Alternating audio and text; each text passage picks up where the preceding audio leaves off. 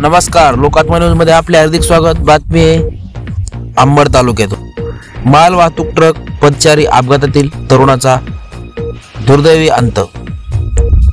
अंबड दिनांक 8 सप्टेंबर 2024 रोजी रात्री 7:30 वाजेच्या सुमारास अंबड येथील जालना रोडवरील अंबड तहसील कार्यालयाच्या पुढील परिसरातील राष्ट्रीय महामार्ग 753H वरील रोडवर मालवाहू ट्रक चालकाने पदचारी तरुणास जोरदार धडक दिल्याने मार्डी तालुका अंबड येथील तरुण विठ्ठल किसनराव मुंजाळ वय वर्ष 39 हा तरुण गंभीर जखमी झाल्याने त्यास अंबड येथील उपजिल्हा रुग्णालयात दाखल करण्यात आले होते, परंतु प्राथमिक उपचार करून अधिक उपचाराकामी त्यांना छत्रपती संभाजीनगर येथील घाटी रुग्णालयात दाखल करण्यात आले होते। उपस्थित वैद्यकीय अधिकारी यांनी त्यांना तपासून मृत घोषित केले। तर दिनांक 9 सप्टेंबर 2024 रोजी उपस्थित वैद्यकीय अधिकारी डॉक्टर रणजित कुमार यांनी उपस्थित पंच, नातेवाईक व त्यांच्या उपस्थितीत शवविच्छेदन करून प्रेत अंतिम संस्कार करण्यासाठी नातेवाईकाच्या ताब्यात दिले।